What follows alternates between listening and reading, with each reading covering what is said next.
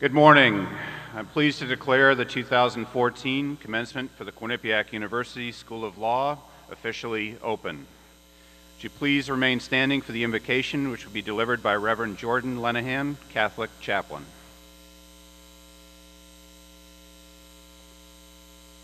I would invite those who wish to now please bow your heads. We are gathered now to celebrate success, to recognize determination and hard work, to acknowledge achievement. We are thankful for those who gave of themselves to bring our students to this moment. We are mindful that this is commencement, an ending that is likewise a beginning. And so as we begin, may we all ask the divine presence to be with us. Amen.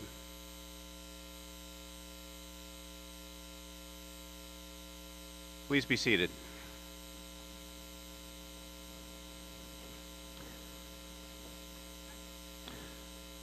I'd like to take a moment to recognize the members of our platform party, which consists of our speaker, an honorary degree recipient, whom you'll meet in a few moments, university administrators, and the deans and faculty of the School of Law.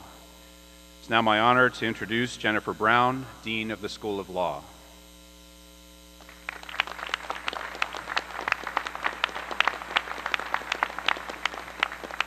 Good morning. It is a joy and a privilege to welcome you, graduates, friends, and family members, Senator Blumenthal, Quinnipiac faculty and administrators, and a special welcome to all the moms here. Happy Mother's Day.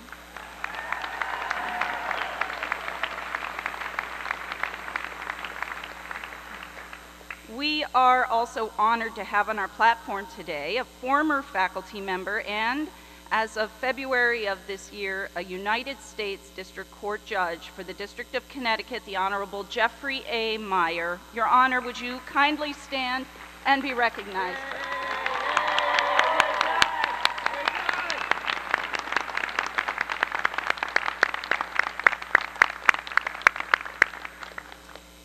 It is now my honor to present Dr. John L. Leahy, President of Quinnipiac University, who will bring you greetings on behalf of the university community.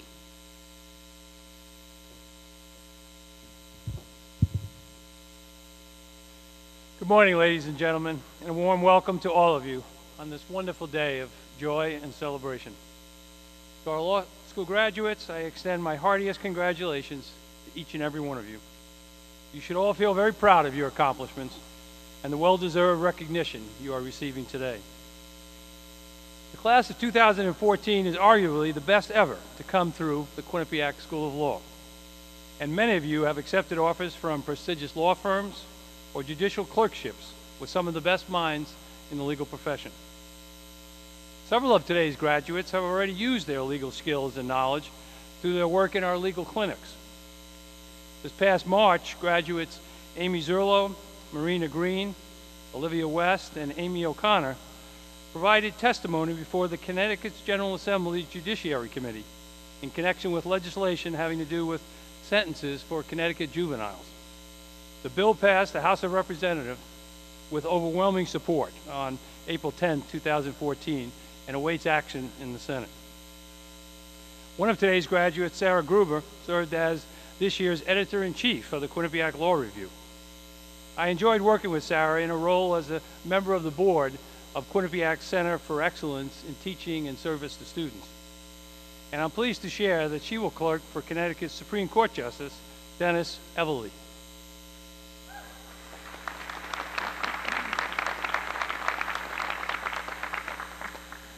I also want to recognize your Student Bar Association President, Arulampalam, who provided outstanding leadership and made significant contributions in representing student concerns. Arunan will be joining the corporate law firm department of Updike, Kelly, and Specially in September. Congratulations, Arunan.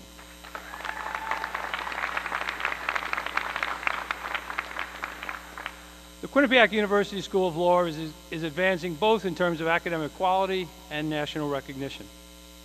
These achievements are clearly a consequence of the exceptional work of our law faculty and the leadership of Jennifer Brown and our Dean of Admissions, Ed Wilkes. In the final analysis, though, a law school, like any other school, will be judged best by its graduates. And so, members of the class of 2014, we are depending on you to make the best use possible of the education you have received at the Quinnipiac University School of Law. You have already left a significant mark on our School of Law, and I have no doubt that you will leave an even greater mark on the world that awaits you. Again, my congratulations and best wishes to each and every one of you.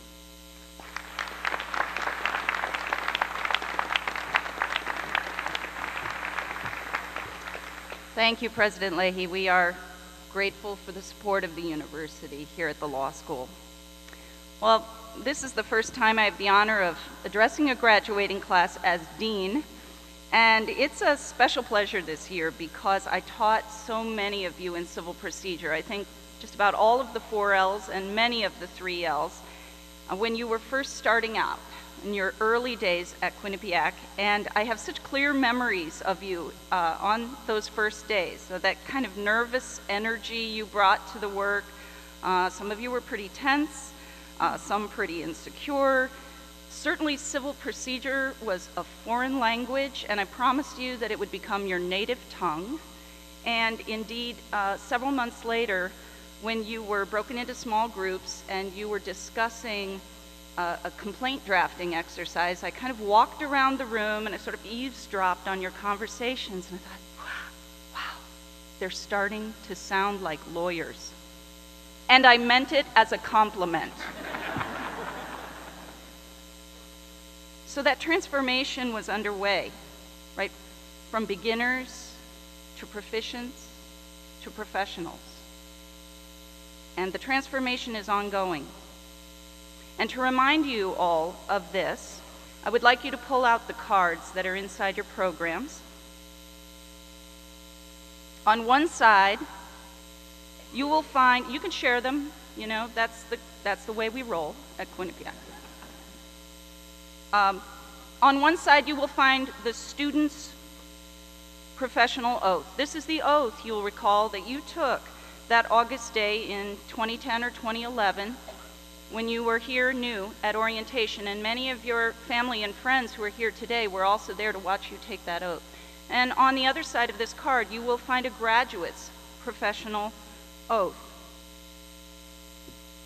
It's quite similar, as you'll see. It was edited by some of your own classmates. And so I'm going to ask you to take that oath again now. Let's do it all together. So please stand and raise your right hands and read. I am leaving the academic community of Quinnipiac University School of Law and embarking on a professional career. As a law student and future lawyer, I understand that the study and practice of law carry both privileges and responsibilities. I willingly accept the responsibilities that accompany those privileges and the responsibilities that the faculty, the bench, the bar, and the public entrust to me. I promise to do my utmost to adhere to the ideals of the legal profession and to uphold the highest standards of professional honesty and ethical practice during my career.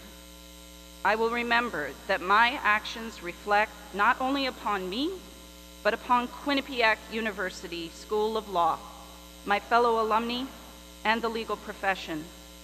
To strengthen the legal community, I will conduct myself with dignity and civility and will treat all of my colleagues with kindness and respect. I will conduct my professional and personal life so as to uphold the values and standards that are expressed in the rules of professional conduct and the traditions of the legal profession. Excellent. You may be seated.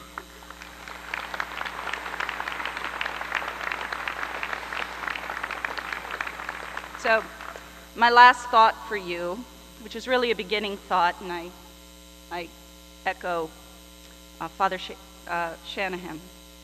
Lenaghan, excuse me. It's a last thought and a beginning thought because that's the way transformations work. One thing comes to an end and another begins. My last thought for you is really a hope and a charge. You walked into this space as students. And as students, you have been served.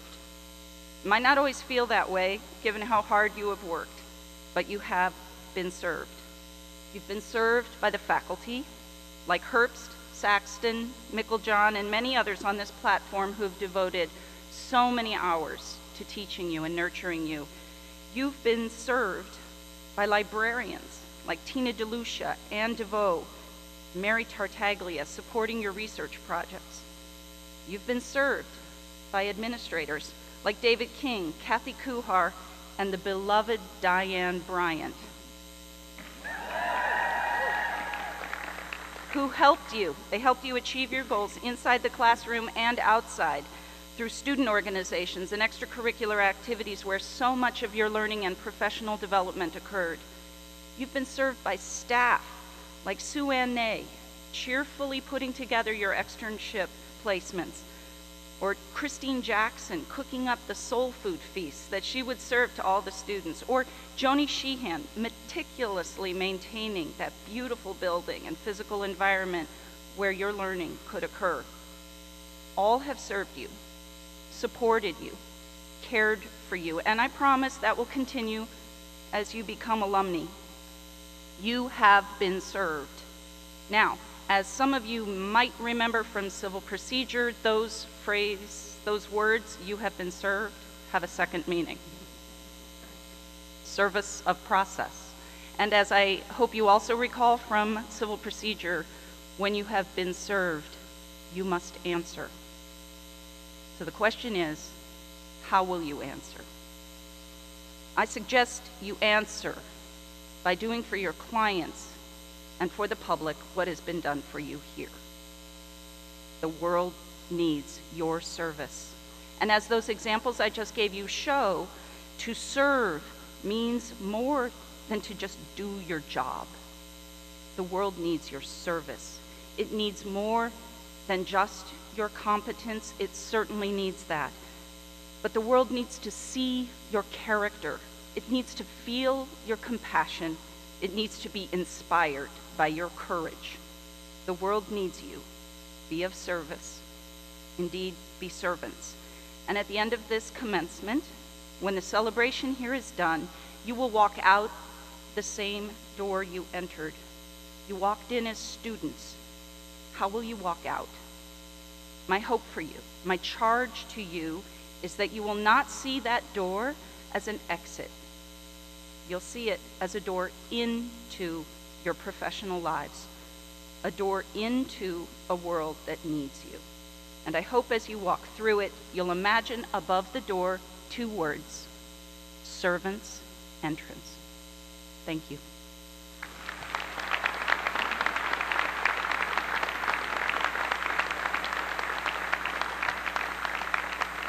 And now I invite Senator Blumenthal, Professor Russell, Provost Thompson, and President Leahy to come forward for the conferral of the honorary degree.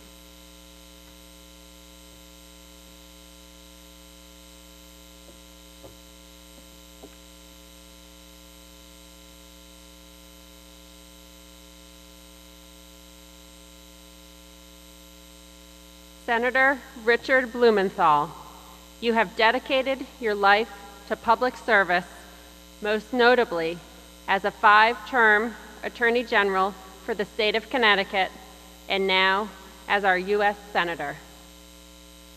Throughout your career, you have fought against special interests and become a champion of the people.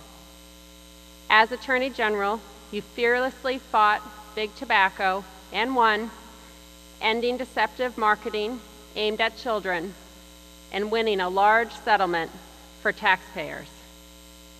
You advocated for health insurance reforms and challenged unfair utility rate charges, environmental dangers, and consumer scams.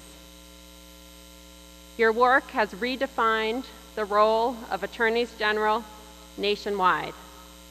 You have sued the federal government, once for imposing costly, unfunded mandates on local taxpayers under No Child Left Behind. You have argued major cases in court, including one in the United States Supreme Court, to uphold Connecticut's sex offender registry, leading a 50-state coalition to better protect children from internet predators. In recognition of your unwavering devotion to justice, your dedication to protecting the innocent, in particular society's most vulnerable, and your commitment to eradicating fraud and corruption, the Quinnipiac University School of Law is pleased to confer upon you the honorary degree of Doctor of Laws this 11th day of May, 2014.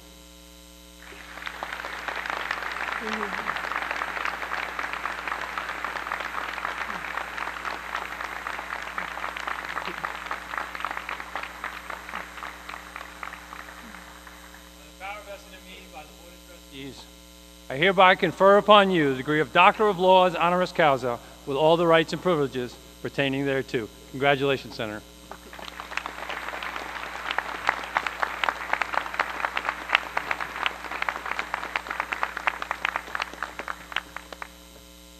Ladies and gentlemen, Senator Richard Blumenthal.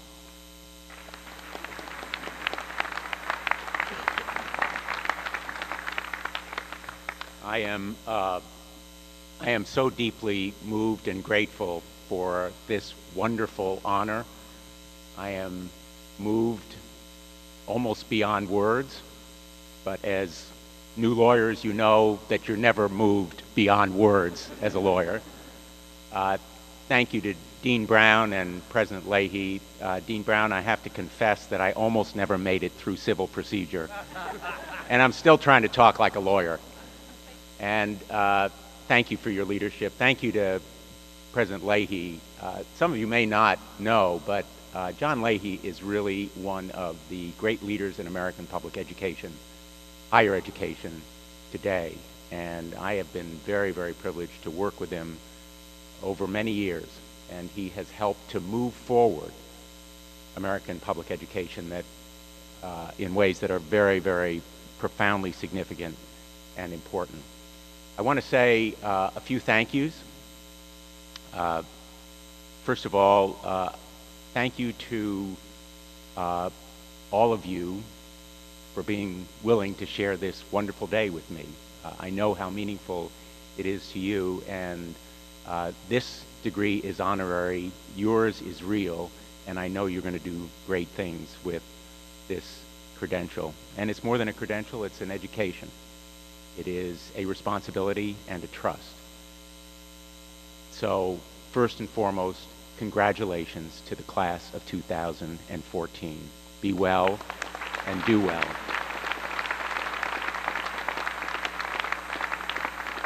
I want to say a special congratulations to the folks who have been holding down part-time jobs, who have been working while getting through this very arduous process. To the folks who have been caregivers or caretakers, to relatives or others in your families. And a special thanks and congratulations to our veterans. You are the ones who keep us free. In fact, I'd like all of the veterans who are here today in the audience or among the class of 2014 to please raise your hand or stand so that we can acknowledge and thank you for your service to this country in keeping us free. All of you who are veterans, thank you. Thank you. Thank you.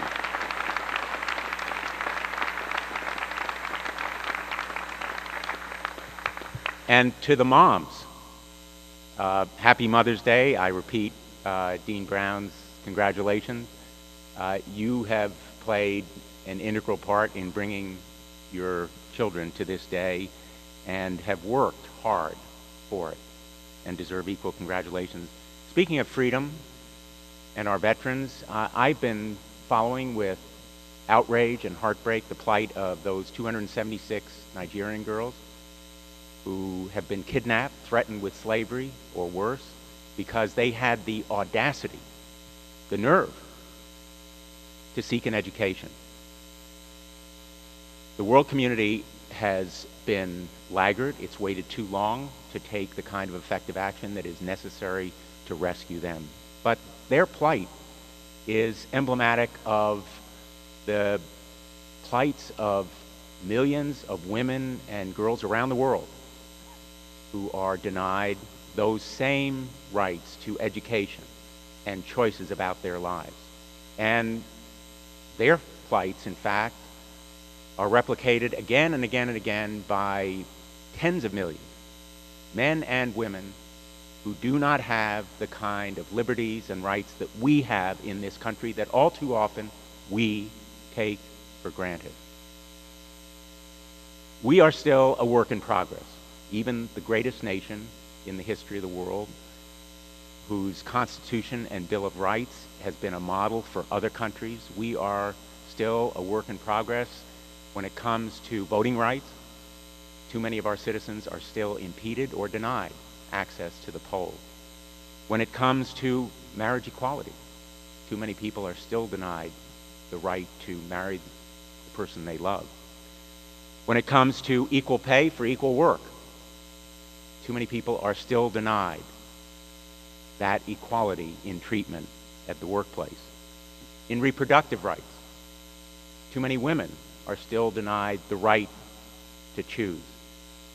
And in immigration, too many of our undocumented immigrants, people often brought to this country as infants, are still denied basic rights that this nation owes them. The point is that we are the freest and greatest country in the world, and in our statutes and our Constitution and our Bill of Rights and our local and state laws, we are the model of the world, the best in the history of the planet. But very often, those rights exist on paper. They need to be enforced. They need to be made real. And what's needed to make them real are champions and lawyers. Lawyers who will be champions. And I don't mean champions in the sense of accolades or gold medals or faces on cereal boxes. I mean champions in the sense of advocates and fighters and activists who will take on causes. Maybe in public service, in government, but government isn't the only way to be in public service or the only way to be a champion. And so my message to you today is to be a champion and make rights real, fulfill the promise of this great country, and represent causes and people other than yourself, causes bigger than yourself, and use the extraordinary training that you've received in this great institution to advance those goals, to be a champion, to be a private attorney general, and to ignite and inspire others to be private attorneys general. Whether you're in the public sector or the private sector, you can be a fighter for justice and rights to make those rights real. And I have a few suggestions about where, in fact, you can make a difference. When it comes to veterans, this country will see the biggest number of people leaving the armed forces, 1 million over the next 5 years, in generations. They will join thousands of others who have been in Afghanistan and Iraq, fighting the longest wars in our history. At the same time that they are the longest wars, they also have engaged the smallest percentage of our population, and they will be coming back to civilian society with the invisible wounds of war, post-traumatic stress, and traumatic brain injury. We need to improve the laws that give them rights to disability and rights to skill training and health care and job opportunities. But many of those rights already exist on paper. They need champions. They need advocates to make those rights real. And I see every day how they could be made better off with advocates like yourselves who are willing to go to the Veterans Appeals Boards or the administrative agencies to make sure that they get what this country owes them for their service and sacrifice to our nation. We ought to resolve in this nation, we will leave no veteran behind. We will keep faith with our veterans.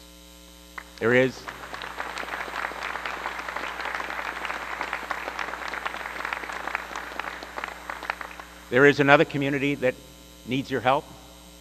In fact, our immigrants. Now, you may know I have been fighting for immigration reform because I believe that those 11.5 million people who live in the shadows, they're undocumented, but they're paying taxes, they're working, and especially the dreamers, young people brought to this country your age. They've lived here their whole lives. They speak English and only English. Their whole life is here, but they're not documented because they were brought here as young children illegally. Our immigrants need to be given a path to earned citizenship, along with border security and other reforms and better enforcement at the national level. But those undocumented immigrants need help when they're detained, when they're rounded up in their homes early in the morning, when they're kept for months, literally, without anybody being able to come to their side as an advocate, as a champion. You can make a difference for that community as well, along with changes in laws, better enforcement of those laws. And still another community that needs your help, and it's been very much in the news these past few days. My heart has been broken by the story of Lori Gelati, a victim of domestic abuse, killed by her estranged husband, partly because of a loophole in the law that permits people under temporary protective orders to have guns. People under permanent protective orders are forbidden from buying or possessing a weapon, firearm, but not so for temporary protective orders. The loophole needs to be closed. The law needs to be changed. We need common sense, sensible measures to prevent gun violence. But in the meantime, you can help domestic violence survivors. Who is going to represent them? Who's going to be their champion? In all of these areas, there isn't a lot of money to be made. There's not a lot of personal financial profit for you, but you can fulfill the potential of this degree, of this training, by being their champion. Now, I know a lot of you are thinking, okay, Blumenthal, what you don't realize is I have $30,000 in debt, right? And believe me, I know it. And in fact, one of my proposals sounds to me like a very common sense, modest proposal for dealing with student debt is to give you the opportunity to get credit for the public service you do. The government should reward you for doing that public service, enable you to pay down that debt through activities that benefit the public. And talking very seriously about student debt, this issue is one of the great unsolved challenges of our time. For this nation to be burdening some of the most productive and generous people in this nation with $1.2 trillion in debt is absolutely unconscionable. To have graduates of this school and most of our colleges today in Connecticut with an average of $30,000 in debt is crippling to you financially, stops you from starting families, buying homes, but also starting businesses which could employ more people. It is crippling to our economy as well as to you financially. It's an overhang that we need to eliminate. And that's why I've taken the lead in trying to propose some sensible solutions, like the public service option for paying down debt, but also giving everybody who now has that debt lower interest rates, expanding grants rather than loans, and if they're going to be loans, make them less burdensome. There are ways to deal with this problem that will expand our economy and give you options for public service to be championed. The future that you face is enormously hopeful. I am ever more hopeful about our future as a nation, which may sound difficult to believe, coming from someone who works in Washington. I spend a lot of my time trying to cut through gridlock and end the partisan paralysis that threatens our democracy. But my hope really is you. Your vision and energy and strength, and yes, your impatience with what's going on in Washington and your drive to change it. We need that vision and energy and impatience. And my hope is that you will be active participants, because here's the real truth. Democracy is not a spectator sport. If we're not engaged, all of us, whatever our age or education, whatever our training, our democracy suffers. We're weaker for it. And part of that gridlock and paralysis is due to the lack of interest and participation. So be champions, be strong. I leave you with two quotes. One is for maybe your more difficult moments, and you've been through a lot of challenging times already, but there'll be more, which comes from a Marine Corps first lieutenant in combat. He's anonymous. Nobody knows who he is, but he radioed when someone congratulated him for his courage. He said, "Courage is endurance for one moment more." And the other quote, which is a favorite of mine, comes from Margaret Mead, the great environmentalist. And she said, "Never doubt the ability of a small group of thoughtful, committed citizens to change the world. It's the only thing that ever has." So please change our world for the better. Congratulations, God bless you, and God bless our great country.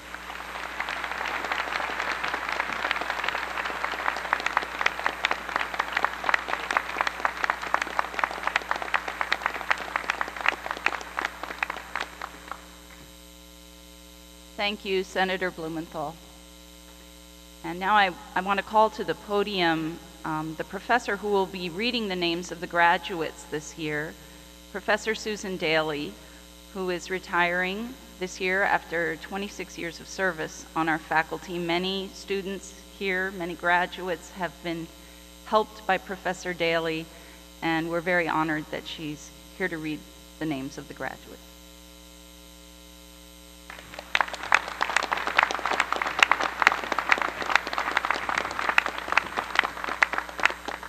The graduating class has selected as Hooders Professor Jennifer Herbst, Professor and Dean Emeritus Brad Saxton, and Professor of the Year Alexander Micklejohn. Please come forward.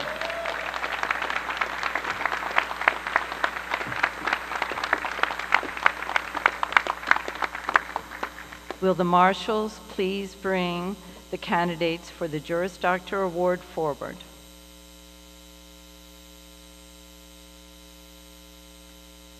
And now, ladies and gentlemen, it is my honor and privilege to present to you the individual members of the class of 2014.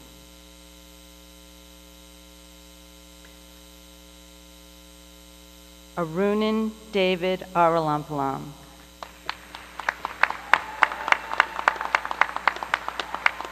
Sarah M. Gruber.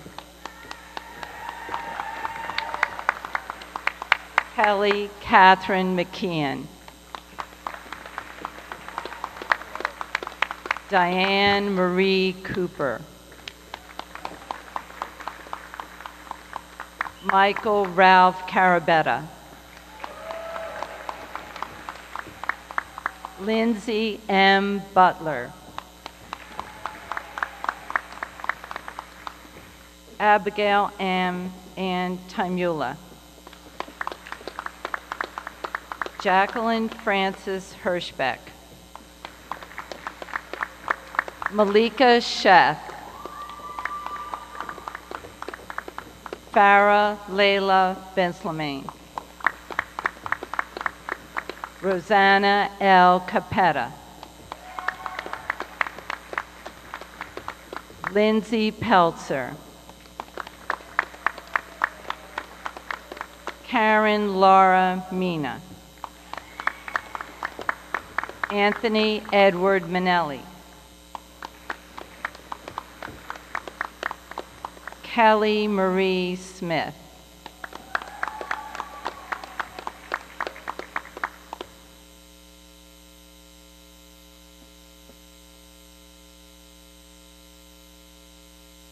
Eric M. Smith.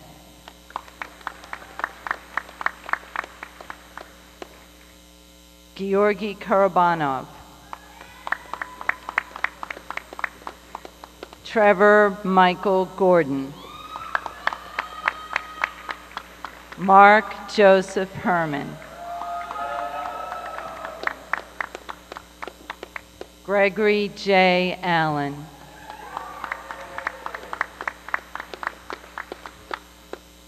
Kauthar Samir Mohammed Badr.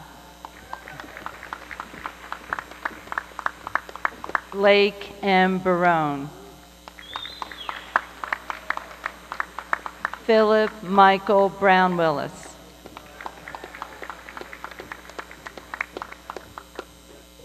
Stephen A. Landis.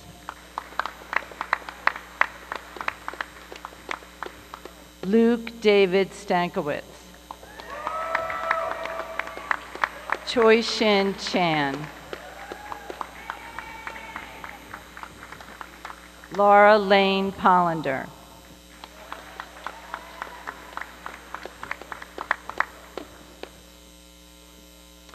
David John Cotillo.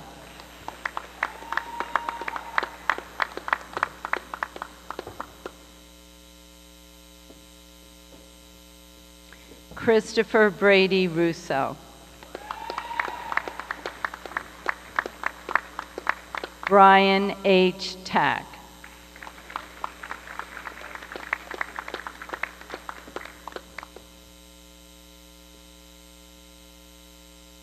Bradford R. Mahler.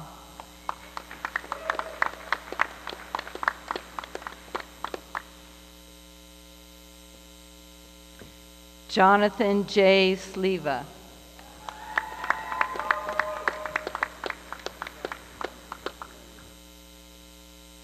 Emily Irene McConnell.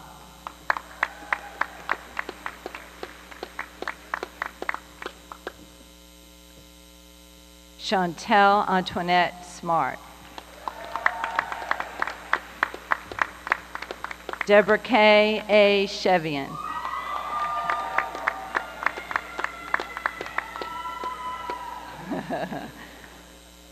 Olivia Ashley West.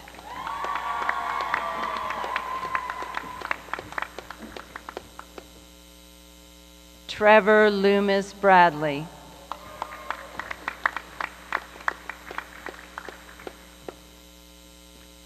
Kyle M. Bonacore.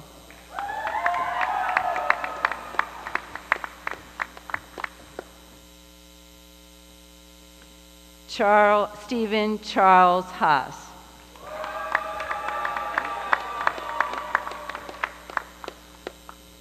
John F. Famigletti.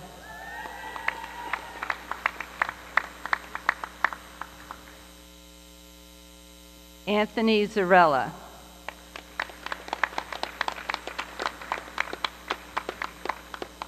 Joseph Henderson Ryder.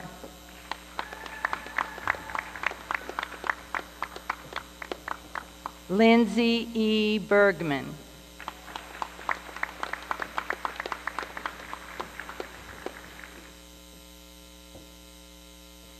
Evelyn A. Ververis.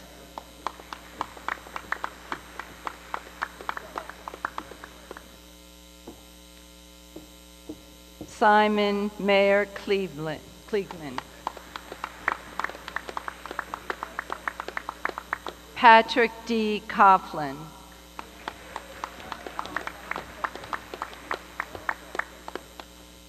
John Aldrich.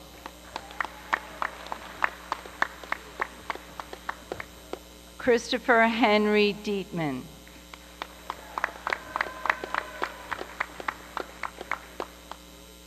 William Spencer Fuchsman.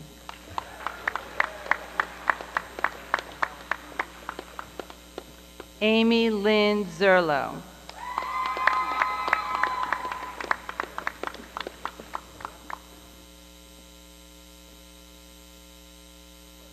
Kelly Ann Pierce.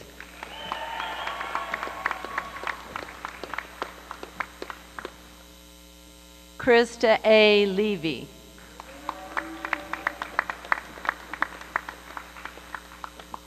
Rebecca M. Schlenker.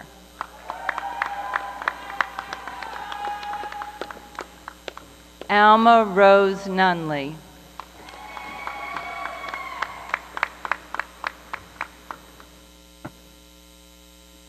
Megan Ann Duhansik.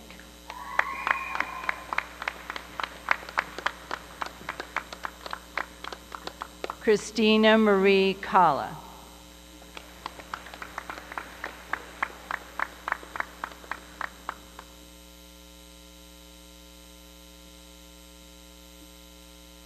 Leland J. Moore.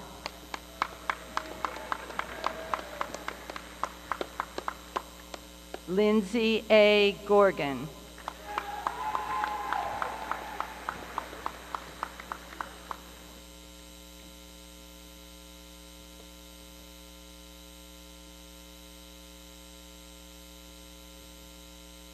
Nathan C. Favreau.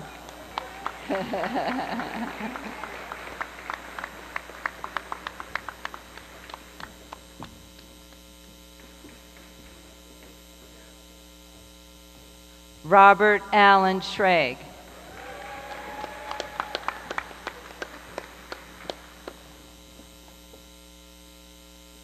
Jenna Elizabeth Goldner.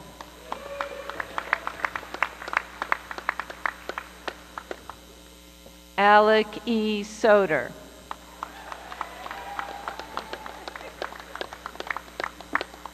Lindsay Michelle Keeler.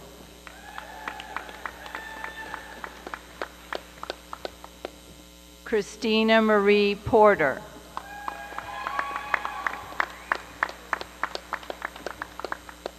Allison Ann Rago.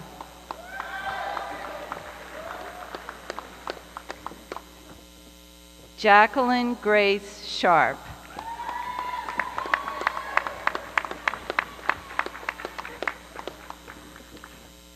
Erin Alyssa O'Neill.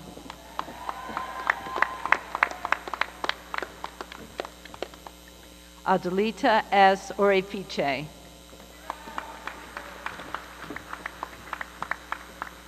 Jennifer K. Strashnik.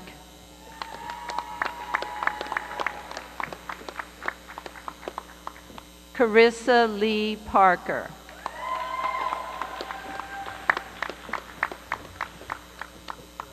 Kelly Nicole Sullivan.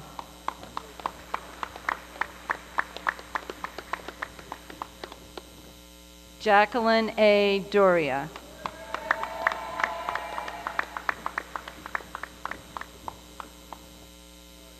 Alexandra Bird.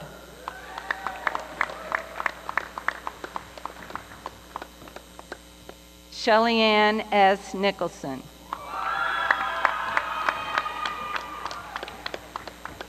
Orlando Whitehall.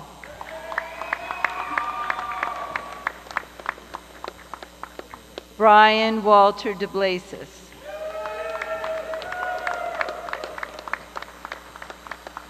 Bevan E.A. McLean.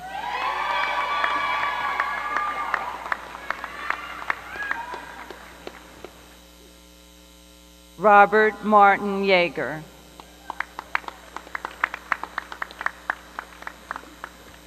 Giovanni R. D'Amico.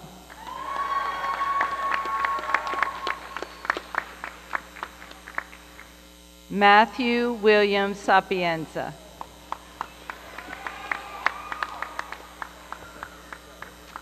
Daniel Richard.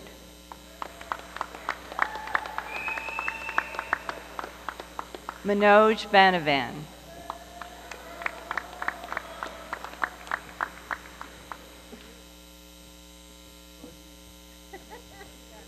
Ronald D. Williams III, to be hooded by his parents, Laurie and Ronald D. Williams, Jr., both class of 1982.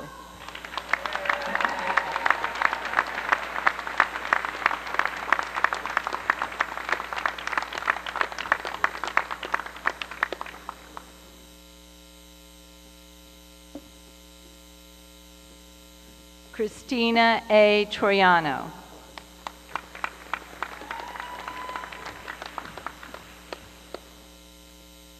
Kristen Mostawi.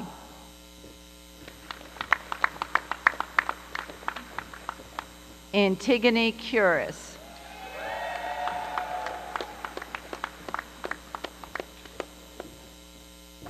Tracy Lynn Denholtz.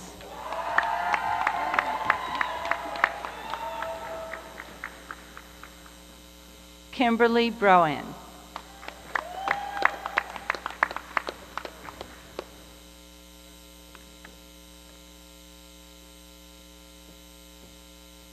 Kristen M. Gordon.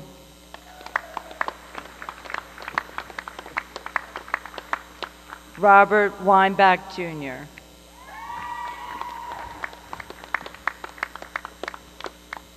Jennifer Kylie Wisaki.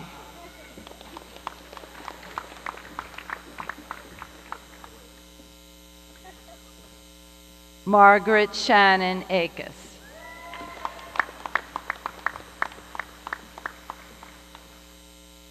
John Andrew Wylam.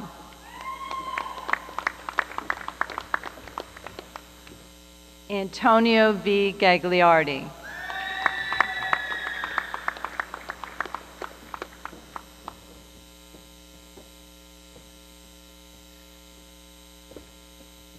Marina Lynn Green.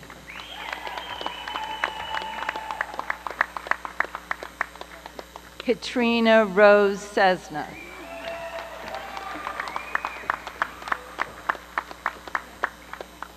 Renee Lola Robertson.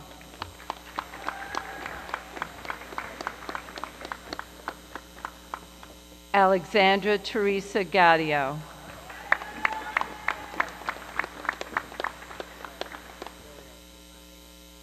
Carrie E. Bocchetto.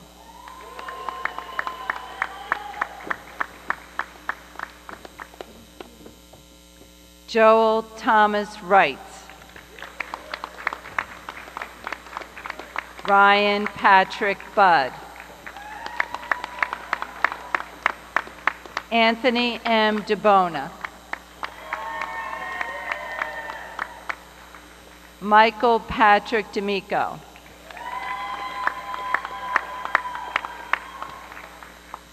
Julie Hope Burnblum.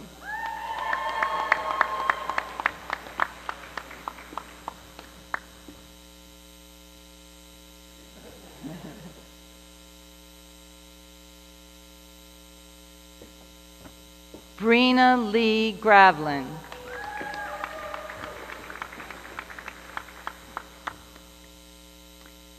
James Michael McClure.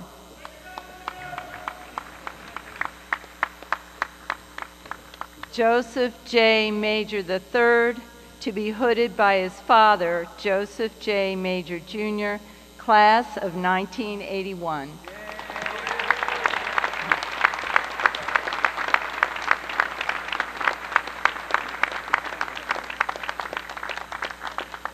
Emily McDonough.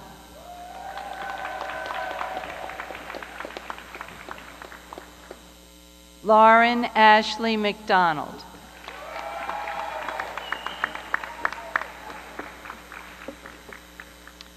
Jonathan Daniel Jacobson.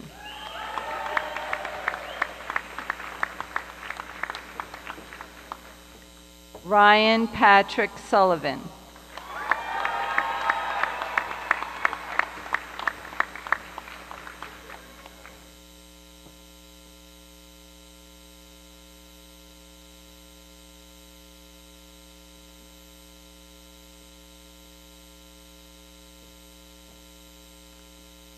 Will the class please rise? Everybody's rising.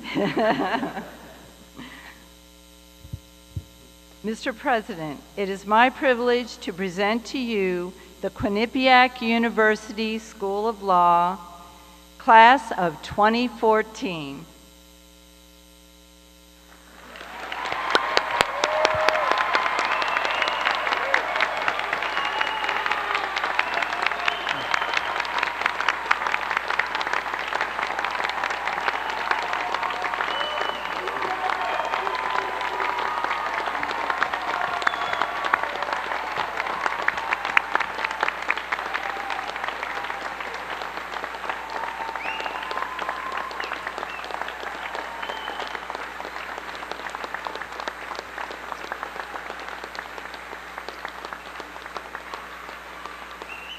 By the power vested in me by the Board of Trustees, I hereby confer upon you the degree of Juris Doctor with all the rights and privileges pertaining thereto. Congratulations to all of you.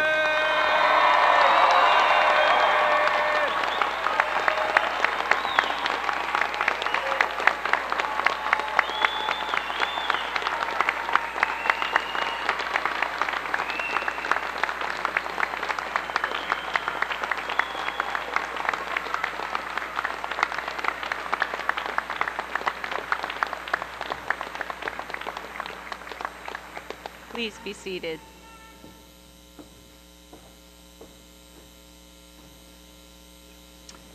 And now it is a special pleasure for me to introduce the president of this year's Student Bar Association, who's provided wonderful leadership, Arunan Arulampalam.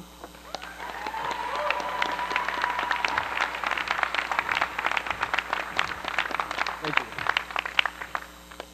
Dean Brown, President Leahy, Senator Blumenthal, faculty and staff, graduates of the class of 2014, gathered family and friends, it's my privilege to address you this morning. I stand before you as the Student Bar Association president, as a representative of the class, and in that capacity, I feel like I'd be remiss if I didn't mention that our class today is 2 people smaller than it was when we started.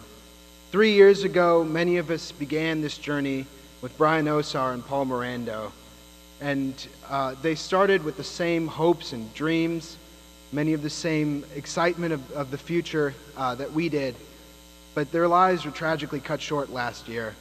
And those tragedies, along with the Newtown tragedies that happened just before, served to teach us all about the fragile nature of our lives, about how much of our lives can be spent on really meaningless things. And through their example and through the vibrancy of their life that they shared with us, we as a community have been enriched. So I ask you to join me in a moment of silence for Brian Osar and Paul Mirando.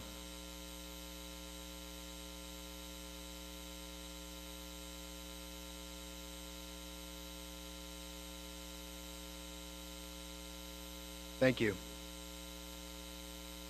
I'd like to add to the wishes, to the Mother's Day wishes that Dean Brown and Senator Blumenthal gave to all the mothers in this room who have helped make our journeys possible, but especially for me and my family, to the mothers who have come here to support me today.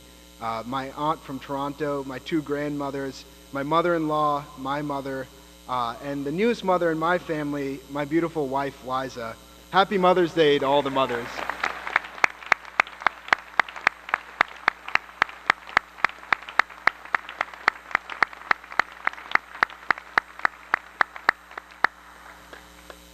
Graduates, friends, today is a day of celebration. It's a celebration of the end of law school. It's a celebration of the culmination for many of us of our academic careers as a whole. Maybe not for Billy Fuchsman, wherever you are, sorry.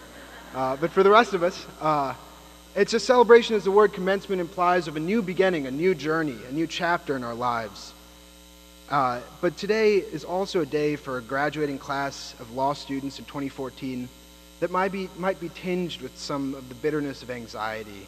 Maybe anxiety over the state of our economy, anxiety over the job market, and specifically the legal job market, and what that means for us as attorneys. And on a broader scale, anxiety because we are entering an increasingly anxious world, a world that's anxious about its future, about where it's going and how it's going to get there, and the obstacles that lay in its way. And this is an America that increasingly more and more Americans believe is a nation in decline. More Americans believe that the America of 20 years from now, of 50 years from now, will be worse than the one that they inherited. And I think this stems from two things: an anxiety over the challenges that we face today, combined with a lack of faith in our generation to be the ones to meet those challenges. Increasingly, our generation is viewed as incapable and unworthy of the mantle, as narcissistic and self-centered, as disconnected from each other and from the world around us, as callous and uncaring.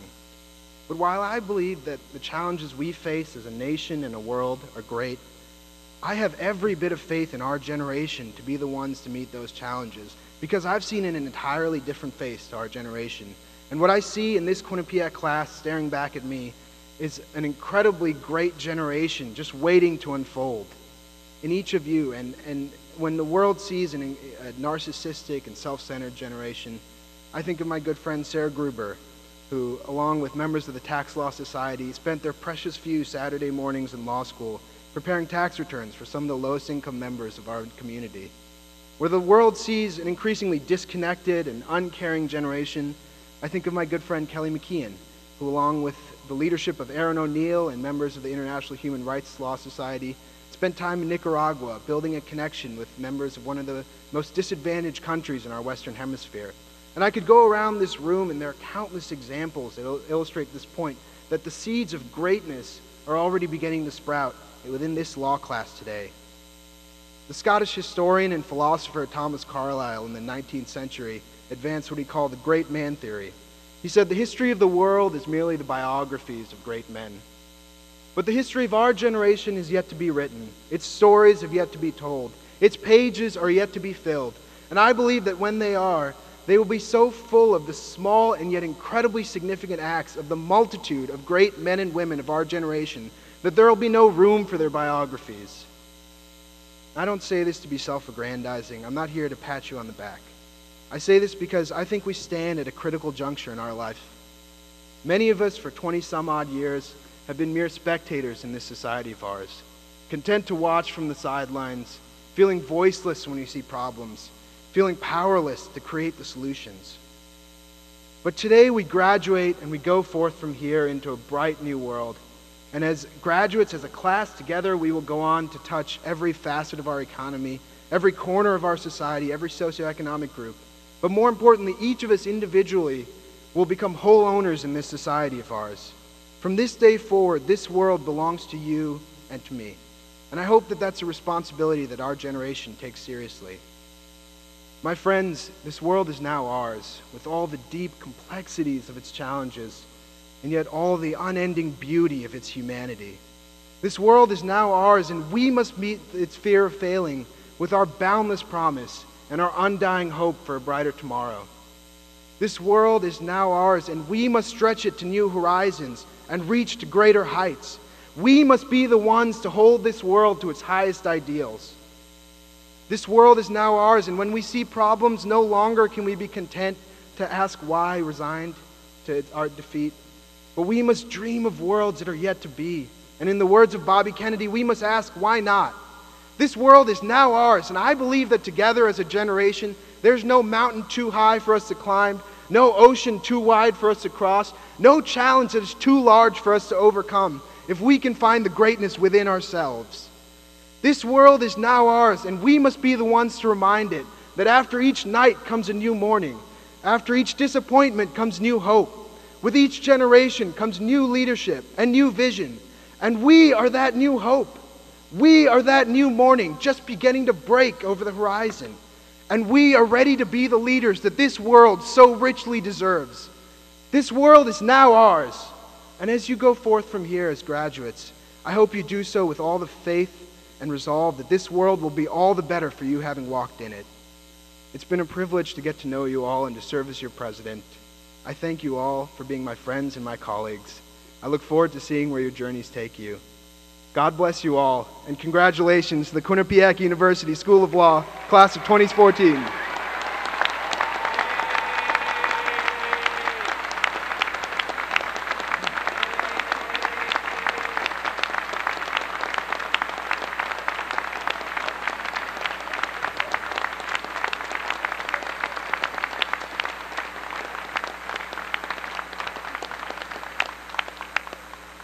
Thank you, Arunan.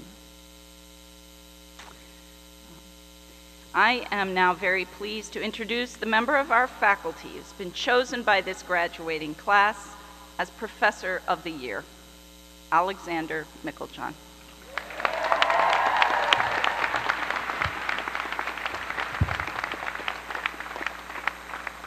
Thank you, Dean Brown, President Leahy, Senator Blumenthal, other members of the Platform Party, family and friends, and most importantly, of course, members of the class of 2014.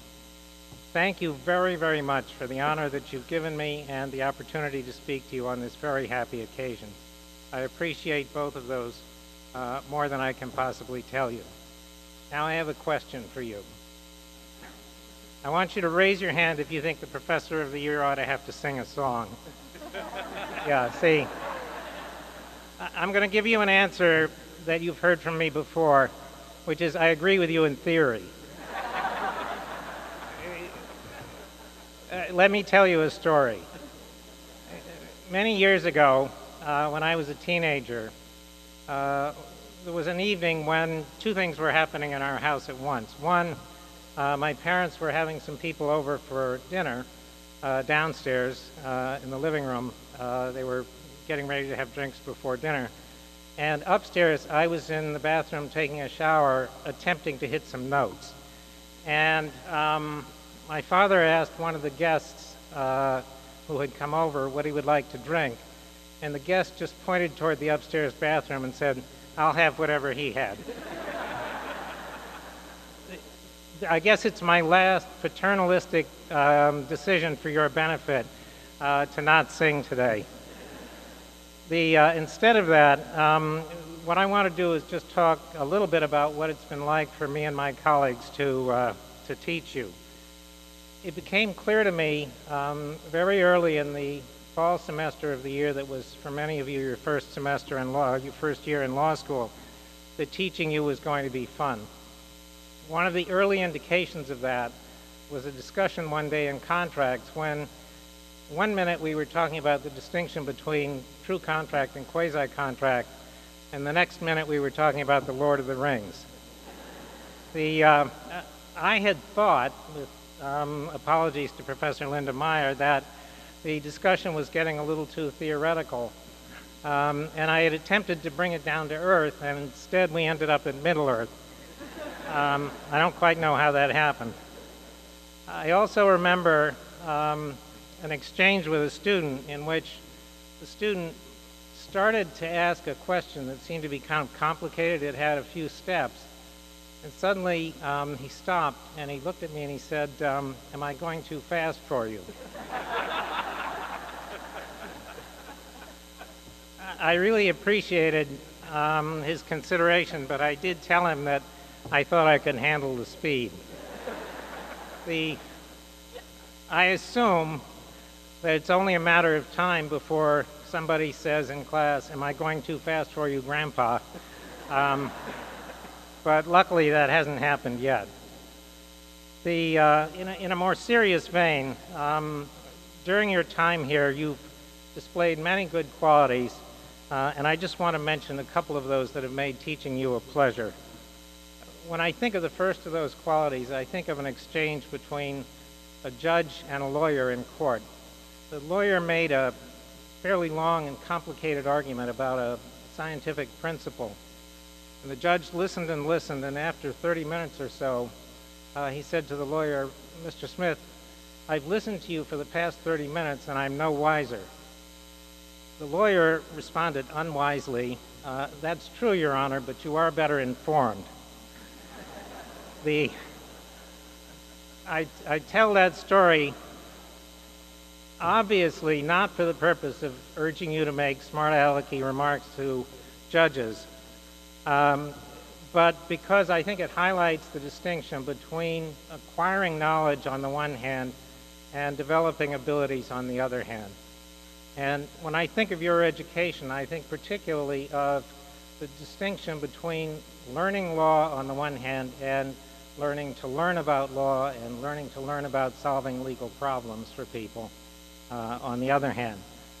Obviously, you've had to learn a whole lot of law to earn the degrees that you have earned today.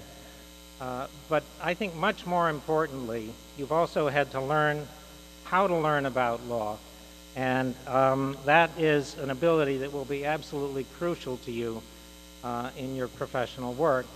It's also an ability that's much harder to acquire than pure knowledge is. The process of acquiring that ability, of the ability to learn about law, is one that can be very frustrating, kind of unpredictable, difficult at times, and it takes a certain amount of courage, frankly, and persistence to go through that process.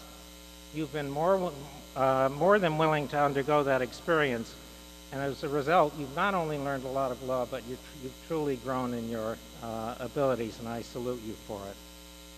The other quality that I want to mention just briefly is your generosity and thoughtfulness in working with other people, including your classmates.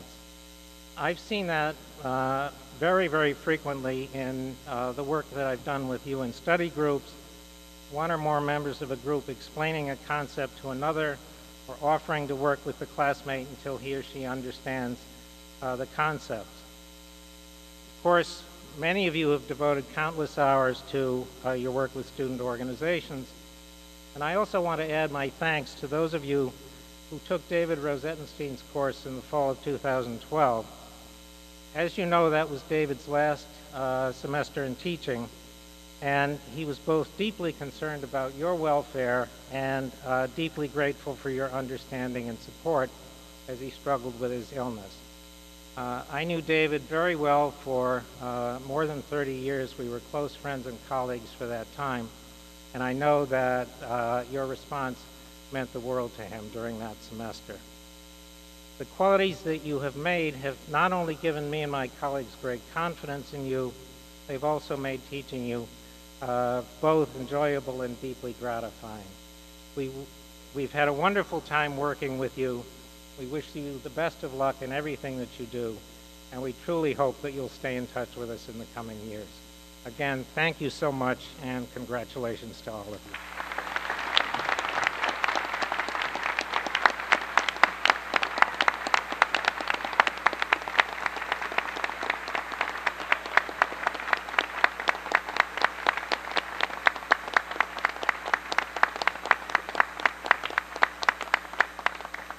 Thank you, Professor Meiklejohn, and don't sit down so soon, because I'm about to ask you to stand for the benediction and to remain standing until the platform party has recessed. Graduates, friends, and families are warmly invited to a reception at the Rocky Top Student Center, and graduates, you should meet your friends and family up at Rocky Top. And now I ask the Reverend Jordan Lenaghan to deliver the benediction.